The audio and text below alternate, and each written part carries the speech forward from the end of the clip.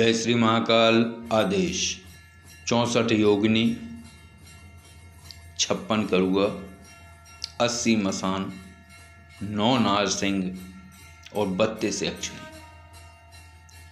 शक्तियाँ बहुत हैं संसार में और सभी संसार में हैं, बस एक आयाम का पर्दा पड़ा हुआ है। और जब आप वो उच्चारण के साथ उस मंत्र को करते हैं तब उस आयाम में एक द्वार बनता है और उस द्वार से उस शक्ति से आपका संपर्क होता है और शक्ति की अनुभूति होती है। तो सिद्धि करना कोई जटिल नहीं है, लेकिन जटिलता सबसे बड़ी है उस मंत्र का सही ध्वनि में उच्चारण। अगर सही ध्वनि नहीं है आपके पास, अगर सही उच्चारण नहीं है, सही विधान नहीं है और सही समय की जानकारी नहीं है, जैसे 64 योगिनियों में से किसी भी योगिनी की अगर आप साधना करते हैं तो साधना काल कौन सा होता है? साधना काल होता है वसंत ऋतु। तो योगिनी साधना के लिए सबसे अच्छा वक्त होता है, सबसे अच्छा समय होता है बसंत ऋतु।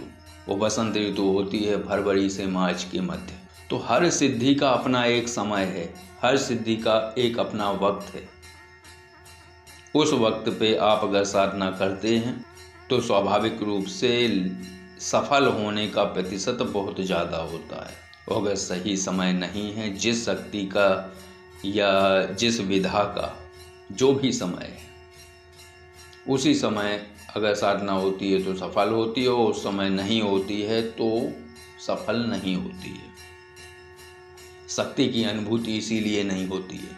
जितनी साधनाएं करने के बाद जो भी साधक कहते हैं कि हमें अनुभूति नहीं हुई, वो अनुभूति इसलिए नहीं हुई कि जिसने भी साधना दी उसने अगर विधान दे दिया सही तो उच्चारण सही न दिया, सही ध्वनि में उच्चारण करना नहीं बताया, और अगर उच्चारण भी सही बताया और विधान भी सही बताया तो समय सही नहीं बताया।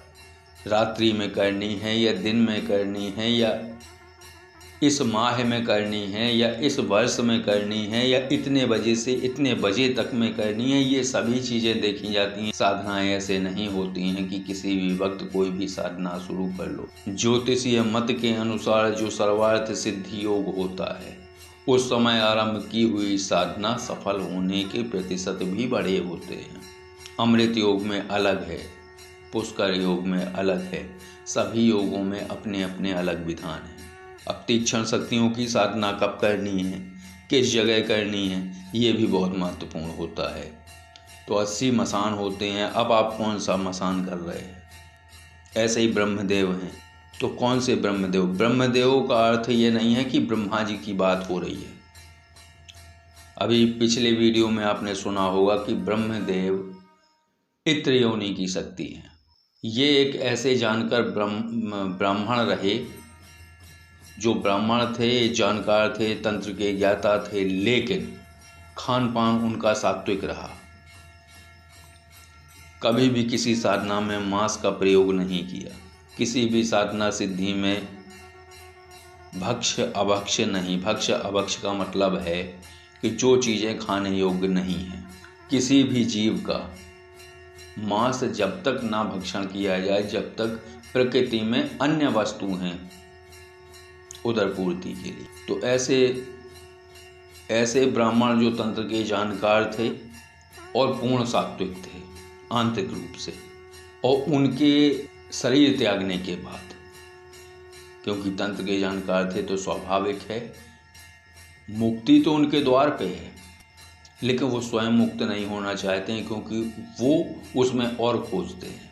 तो जब वो मुक्त नहीं होना चाहते हैं तो फिर वो यहीं मृत्यु लोक पे भटकते हैं। और अगर कोई उन्हें दुखी व्यक्ति दिख गया, परेशान व्यक्ति दिख गया या नकारात्मक ऊर्जाओं से पीड़ित व्यक्ति दिख गया, तो ये उसकी मदद के लिए स्वयं पहुंच जाते हैं।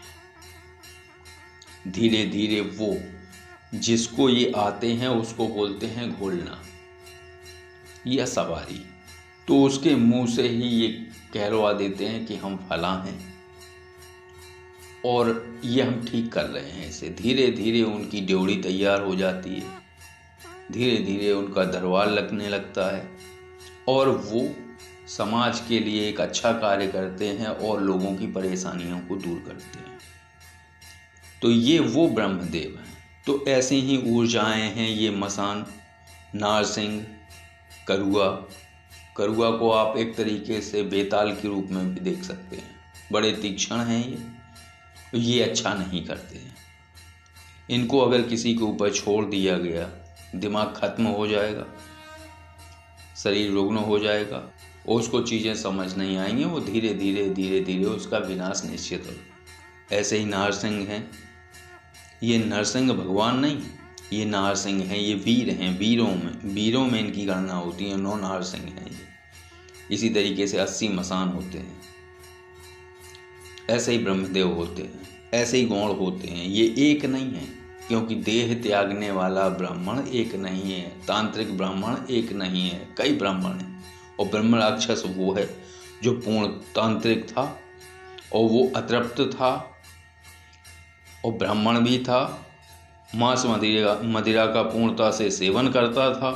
हर सभी साधनाओं में उनका प्रयोग करता था। होम हवन में मांस का प्रयोग करता था, शराब का प्रयोग करता था, इन दोनों चीज़ों का प्रयोग करता था और प्रवृत्तियां भी गलत थीं।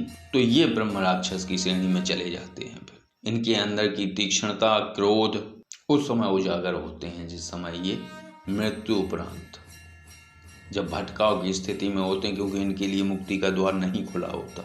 तो जब सररस व्यंजन की बात आती है तो ये लोगों को परेशान करते हैं। फिर उनके द्वारा दिए गए प्रसाद को, मांस मदिरा, होम हवन, धूप, इन सभी को ग्रहण करते हैं। तो इस तरीके से है शक्तियों का अपना अलग हिसाब किताब और बड़े रहस्य हैं।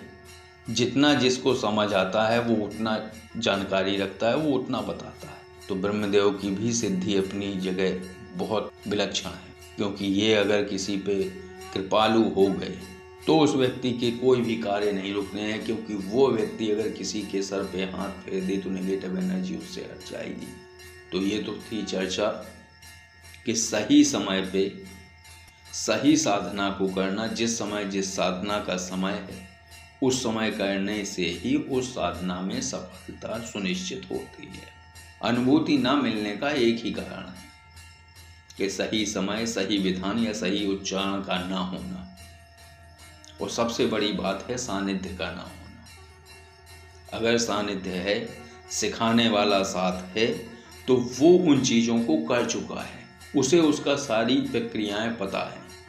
और जब सारी प्रक्रियाएं पता हैं तो वो बीच बीच में टोक के उन चीज़ों को पूर्ण कराएगा जो आप चूक जा रहे हो। तो आशा है कि आज का वीडियो आपको अच्छा लगा होगा। अगर अच्छा लगा हो तो लाइक अवश्य करें। जय श्री महाकाल। आदेश।